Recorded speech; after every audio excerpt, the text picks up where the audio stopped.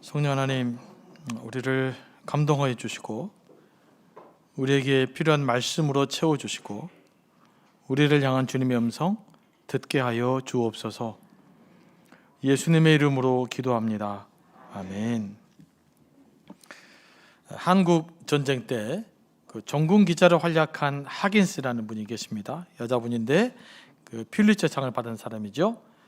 하긴스 가루는 중공군과 대전으로 몹시 지친 미국 해병 중대를 찾아가서 한 병사와 대담을 했습니다.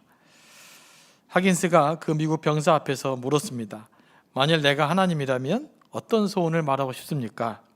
라고 묻자 그 병사는 내일을 달라고 하겠습니다 라고 했답니다. 우리가 살아가는데 내일의 희망만큼 중요한 것은 없습니다.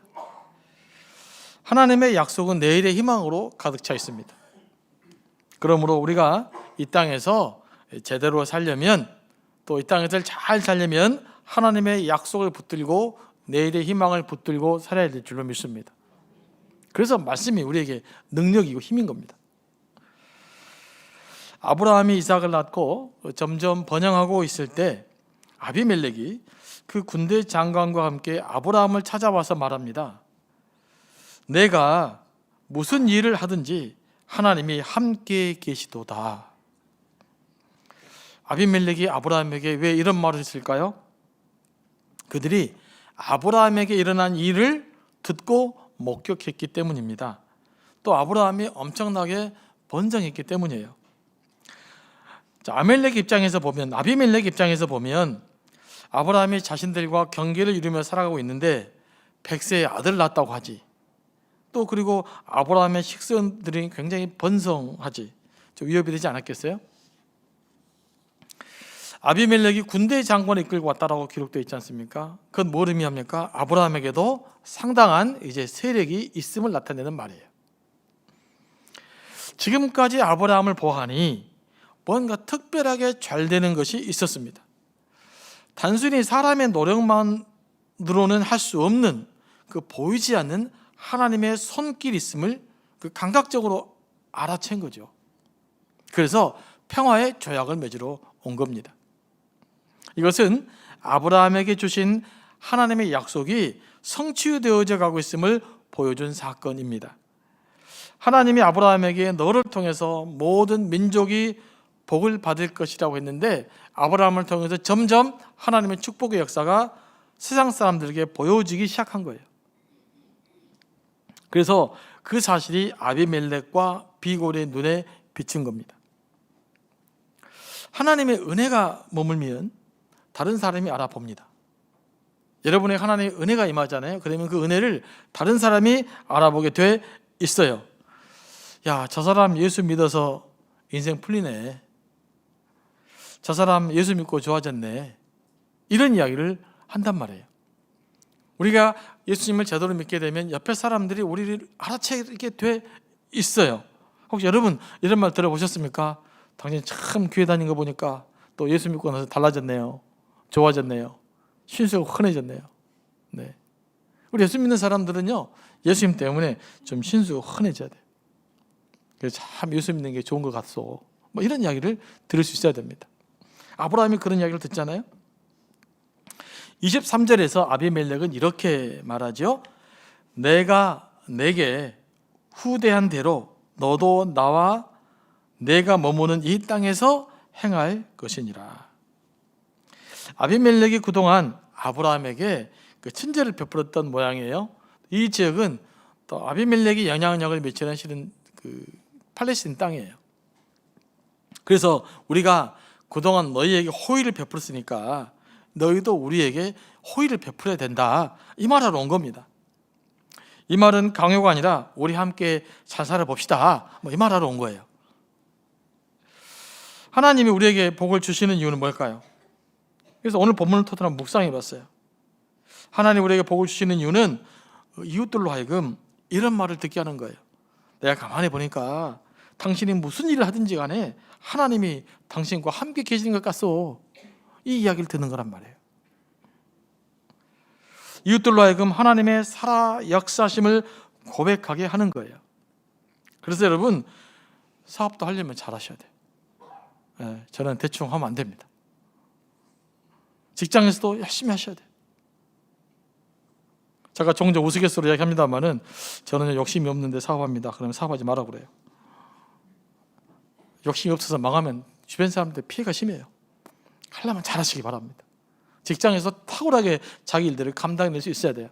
그래서 예수 믿는 당신 보니까 뭔가가 좋은 일이 일어난 것 같습니다 라는 이야기들을 들을 수 있게 되기를 원합니다. 예수님은 우리에게 이렇게 말씀하십니다. 그들로 너희 착한 행실을 보고 하늘에 계신 너희 아버지께 영광을 돌리게 하라. 이것을 위해서 하나님께서 우리에게 복을 주시는 것입니다. 물론 아브라함의 맥락과 예수님의 맥락은 좀 달라요. 구약 시대에는 번성을 통해서 하나님의 축복을 누림으로써 하나님의 살아계심을 증거했다면 예수님 시대는 좀 더 다른 방식으로 요구합니다.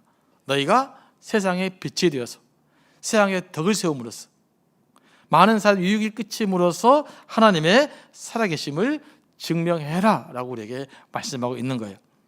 하지만 크게 보면 같은 맥락에서 이해할 수 있는 것입니다. 여러분들이 어떤 일들을 통해서 일이 잘 되어서 번성할 때나 또는 여러분의 삶을 통해서 이 땅에 덕을 세울 때나 그 모든 것들이 뭘 위해 됩니까? 하나님의 영광을 위해서. 다시 말하면 다른 사람들이 여러분의 모습을 보면서 또한 저의 모습을 통해서 하나님이 살아계시는 것 같다라는 고백이 나올 수 있는 삶을 살아낼 수 있게 되기를 원합니다. 그래서 여러분, 혹시라도 하나님께서 또 물질적 복을 주시면 그것을 드러낼 수 있는 일들을 하셔야 돼요. 또 그걸 꿈꾸셔야 돼요. 자, 그러면 아비멜렉이 아브라함에게 정말 원하는 것이 무엇입니까? 이렇게 보니까 아브라함이 잘 살 것 같아요. 강성해질 것 같아요. 하나님이 아브라함과 함께 있음을 느낀 거예요. 그러면 앞으로 아브라함이 강성해지는 것은 시간 문제예요. 그래서 이야기한 거예요. 야, 네가 하나님의 복을 받아갖고 강하게 될지라도 지금 우리 사이좋게 지냈잖아. 계속 사이좋게 지내자. 이 이야기를 하러 온 겁니다. 아브라함이 반대할 이유가 뭐가 있겠어요? 그래서 아브라함도 그렇게 하겠다고 맹세합니다. 그런데 오늘 본문 보면 여기서 안 끝납니다. 맹세하면서 이제 아브라함이 뭔가 하고 싶은 이야기를 해요. 그것이 뭡니까?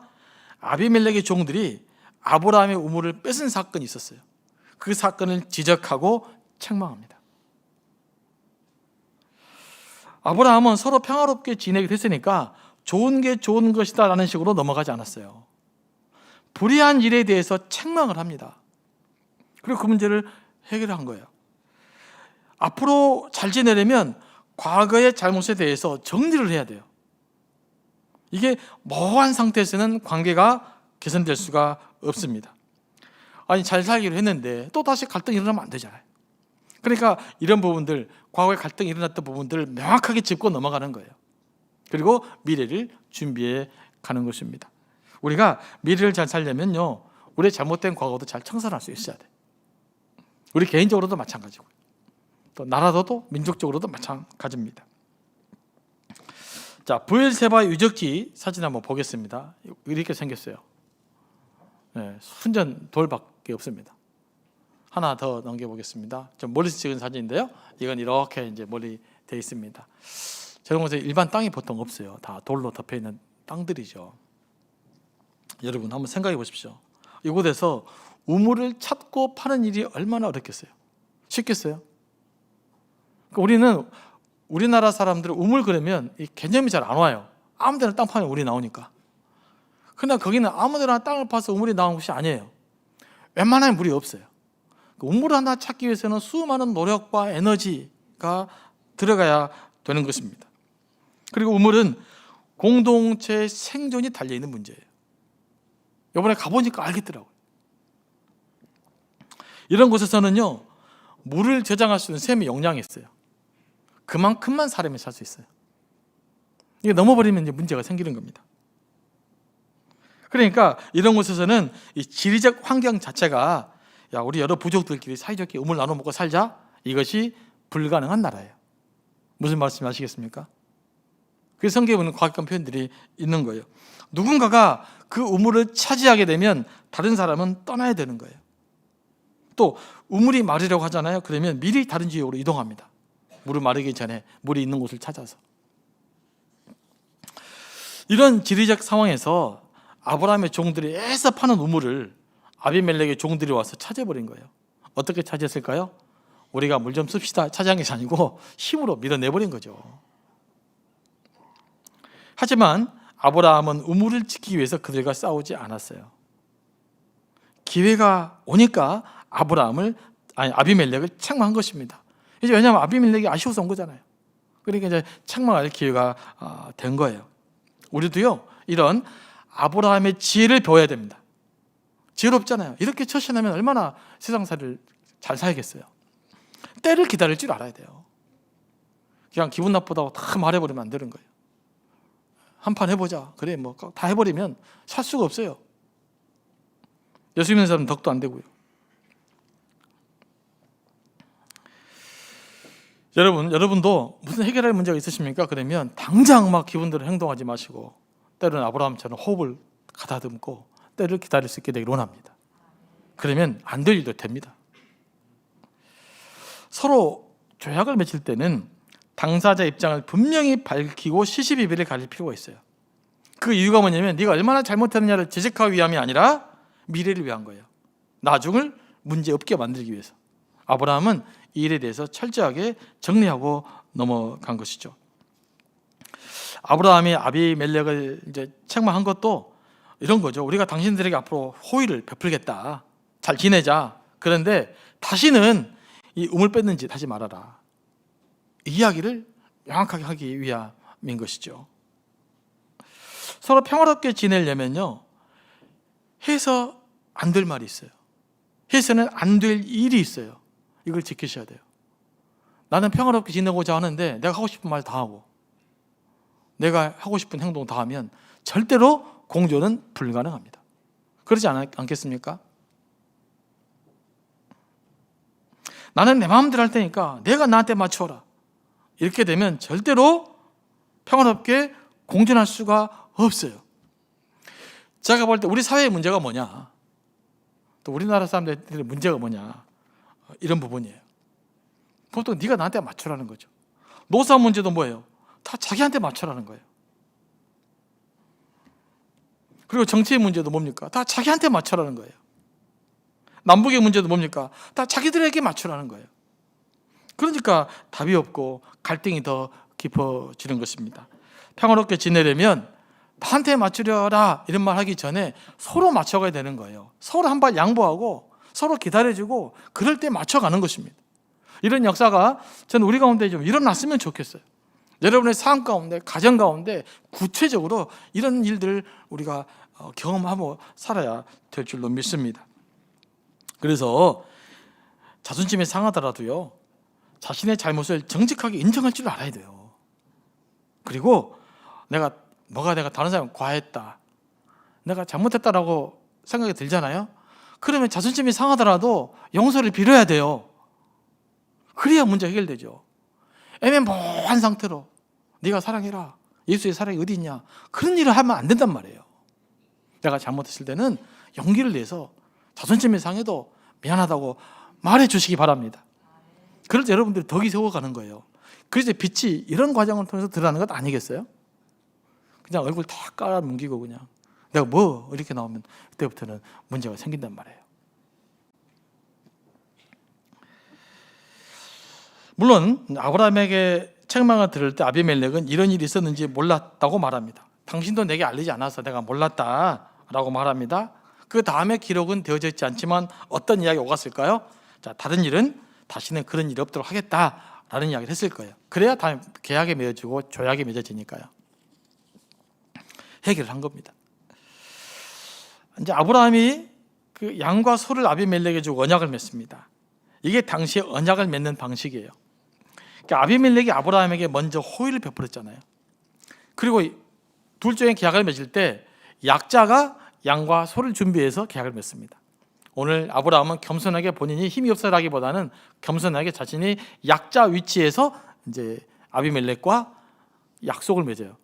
왜냐하면 이게 참 대단한 의미가 뭐냐면 아비멜렉은 아브라함이 어떤 의미에서 두려워 찾아온 거잖아요. 그런데 아브라함은 약자가 아니거든요. 그런데 여기서 아브라함의 태도는 본인이 약자 위치에서 계약을 맺어요. 이게 얼마나 지혜롭습니까? 대단한 영성이란 말이에요.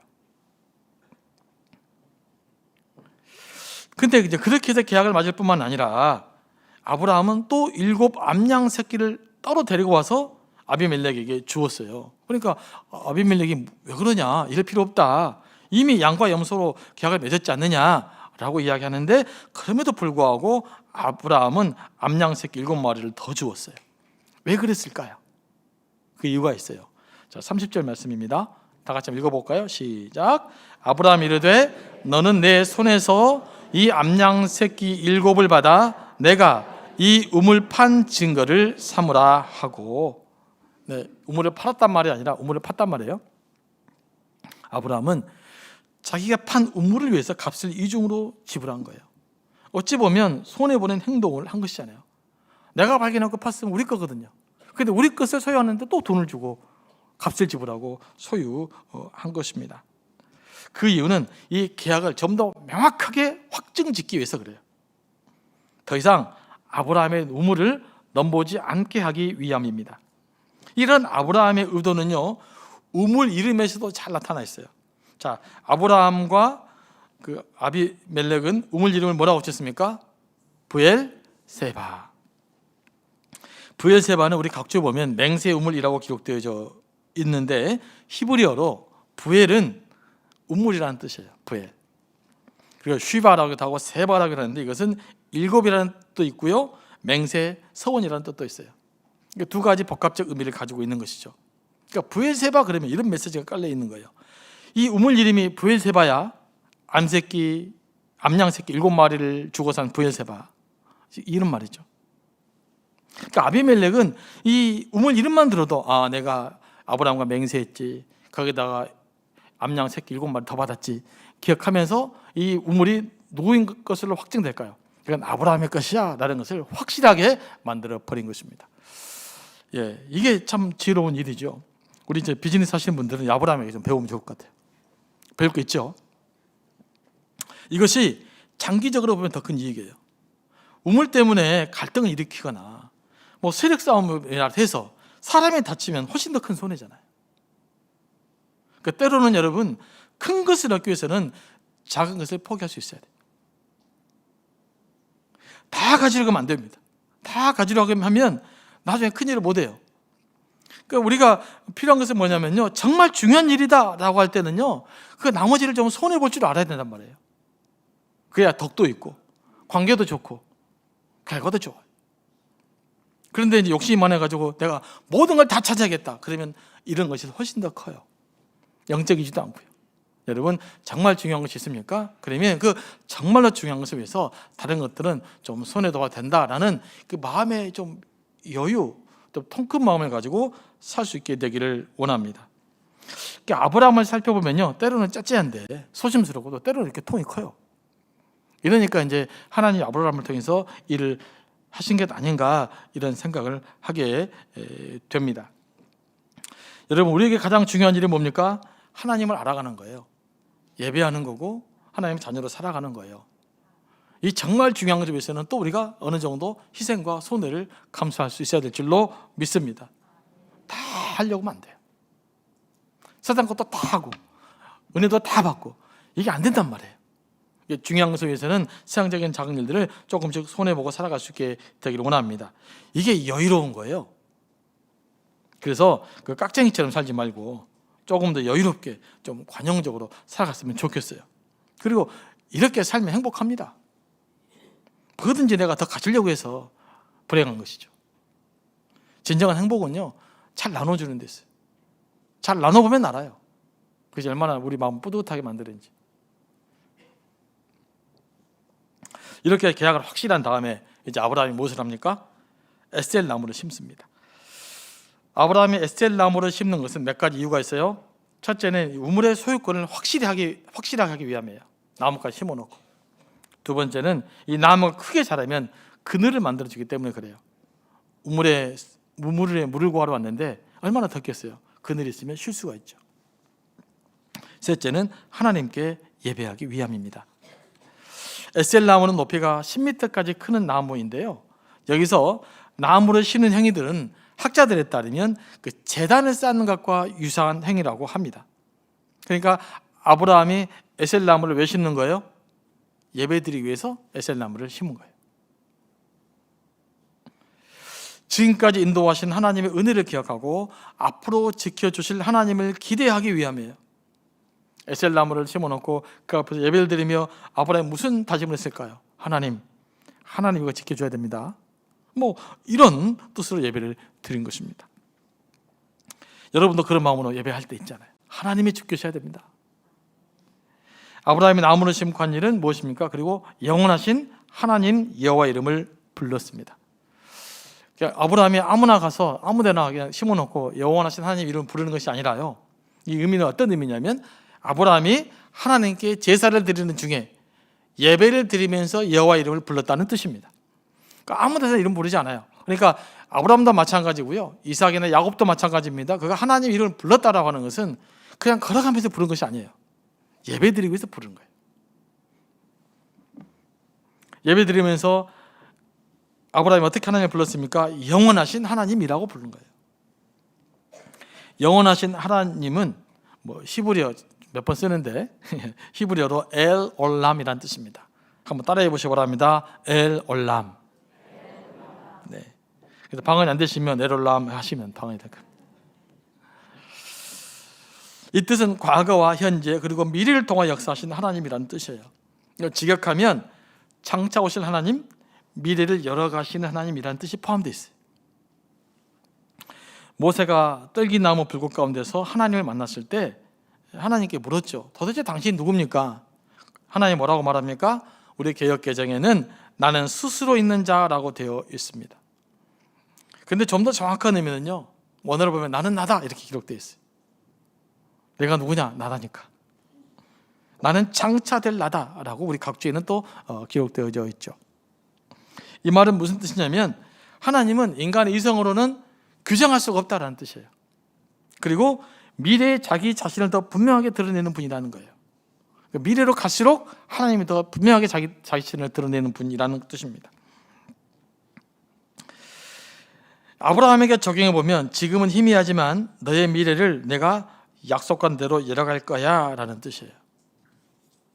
우리도 그런 경험을 많이 하게 되지 않습니까? 우리가 이런 경험을 어떻게 고백하냐면요, 돌아보니 하나님의 은혜였더라 라는 고백도 그 미래를 열어가시는 하나님이란 우리의 신앙 고백이죠. 그 당시에는 몰랐어요. 10년 전에는. 그런데 지금 와서 보니까 하나님의 은혜인 거죠. 이게 장차될 나다라는 뜻이에요. 시간이 지나면서, 미래에 지나면서 하나님을 좀 더 분명하게 알아가는 것입니다. 하나님은 그렇게 자신의 모습을 우리에게 계시하고 있어요. 그래서 우리는 신앙이 깊어질수록 하나님을 더 잘 이해하게 되고 더 잘 알아가게 되는 것입니다. 우리가 여러 가지로 그 미래를 준비하는데요, 여러분, 미래를 가장 잘 준비하기 위해서 해야 될 일이 뭘까요?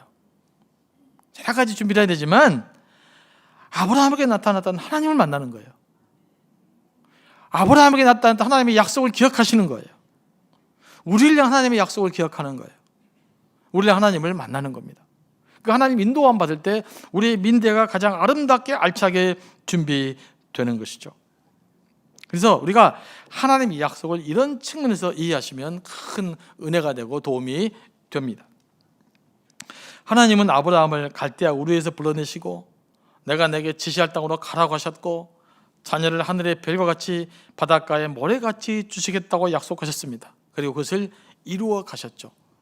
하지만 금방 이루어간 게 아니에요. 시간이 길게 지나면서 이루어 가셨습니다. 때로는 미래의 희망을 볼 수 없어서 아브라함이 몇 번이고 타협해 보았지만 하나님은 그 타협을 거절하시고 이삭을 통해서 당신의 약속을 이루어 가셨습니다. 이렇게 하나님은 아브라함에게 약속을 주시고 그 약속을 따라 아브라함의 미래를 열어 가셨던 거예요. 그리하여 믿음의 조상을 우뚝 세우신 겁니다. 성경은 크게 그 약속과 성취라는 관점에서 보면요, 영원하신 하나님 엘 올람은 이 미래를 열어가시는 하나님의 모습을 우리에게 분명하게 보여주고 있는 거예요. 에셀 나무를 심는 아브라함에게서 배울 점은 하나님이 약속을 주시고 그것을 이루시고 당면한 문제들이 해결될 때마다 아브라함이 뭐 한 겁니까? 하나님께 예배를 드렸다는 데 있어요. 아브라함뿐만 아니라 이삭도 마찬가지고요, 야곱도 마찬가지입니다. 그들이 하나님의 꿈을 받을 때, 하나님의 비전을 받을 때, 하나님의 꿈이 이루어졌을 때 날마다 제단에서 하나님께 예배를 드린 거예요. 이들이 하나님 쓰신 것은 뭡니까? 예배자로 쓰임 받았기 때문에 사용되신 겁니다. 여러분, 아브라함이나 이삭이나 야곱이 인격적으로 위대해서 흠이 없기 때문에 하나님께서 그를 사용하신 것이 아니에요. 하나님이 약속을 믿고 그들이 거룩한 예배자로 하나님이 기억하고 예배드렸기 때문이에요. 이게 창세기에 있는 아브라함, 이삭과 야곱을 제대로 이해하는 방법이에요. 그들이 완벽했다, 성숙했다, 그 이전의 문제예요. 그 이전에 하나님의 약속을 믿고 예배하는 자였다, 거룩하게 예배자로 서는 사람들이었다, 그 사람 하나님께서 사용하시고 복을 주시고 하나의 역사를 이루어 가신다라는 것을 우리는 성경을 통해서 읽어볼 수가 있는 것이고요, 이 확신을 가져내야 될 줄로 믿습니다. 아브라함의 예배는 하나님의 약속을 기억하고 그것을 꿈꾸는 행동이에요. 그리고 하나님의 약속이 실현되는 것을 목도하는 현장입니다. 여러분, 이 예배 가운데서 하나님 뜻이 실현되는 것을 여러분들이 경험하고 목도하는 거예요. 거룩한 예배자로 서지 않는 한 어떤 하나님의 약속이 실현되는 것도 보지 못하게 될 거예요. 하나님의 약속이 실현되고 있지만 그것을 볼 수 있는 눈이 없다는 말이죠. 마치 하갈이 하나님이 준비한 우물이 있었지만 하나님이 눈을 열어주기 전까지는 보지 못했던 것처럼, 그러므로 하나님이 아브라함을 통해서 모든 민족에게 복을 주시겠다는 말은 요즘 말로 환원해 보면 하나님께서 모든 민족을 예배자로 세우겠다는 뜻이에요. 아브라함이 복을 받고 하나님께 예배했던 것처럼 모든 민족이 하나님의 복을 받고 하나님께 예배자로 삼겠다라는 또 하나의 담겨진, 숨겨진 약속이 있었던 것이죠. 그 이 약속들이 구약을 보면 점점점 확산되어 가고 있고요. 그 다음에 이제 예언서로 가면 내 열방이 주님께로 돌아오게 하겠다, 모든 열방으로 하여금 하나님을 예배하겠다는 약속으로 이 약속이 확장되어져 갑니다. 그 약속이 예수 그리스도를 통해서 어떻게 진행되어져 가고 있느냐? 내가 모든 민족으로 제자를 삼겠다, 땅끝까지 이르러 내 증인이 되게 하리라 라는 약속으로 이게 조금 더 승화되어서 우리에게 전달되어져 오는 거예요. 이 약속이 지금도 이루어져 가고 있습니다. 여러분, 예수님 믿기 이전에 아브라함에는 부러 아브라함 자기 족속들만 예배 드렸잖아요. 지금은 전 세계적으로 예배 드리고 있잖아요. 물론 기독교 영향이 줄어들고 있지만 그럼에도 불구하고 이렇게 전 세계적으로 하나님께 예배할 수 있게 된 거예요. 지금도 여전히 아브라함에게 주었던 약속은 예수 그리스도를 통해서 계승되고 성취되어져 가고 있습니다. 우리는 그 약속이 성취되어져 가는 것들을 경험하며 살아갈 수 있었으면 좋겠어요. 이것 때문에 신앙생활 한 거 아니겠어요? 그냥 왔다가 형식적으로 예배드리고 많은 것이 아니라 주님의 약속을 내 삶을 통해서 성취되어지는 것들이 경험되어지는 삶, 그것 때문에 그것들을 즐기는 삶, 그것들을 누리는 삶을 살아갈 수 있게 되기를 원합니다. 미래를 열어가신 하나님의 약속을 붙들고 예배를 온전히 회복하는 거룩한 예배자가 되기를 원합니다.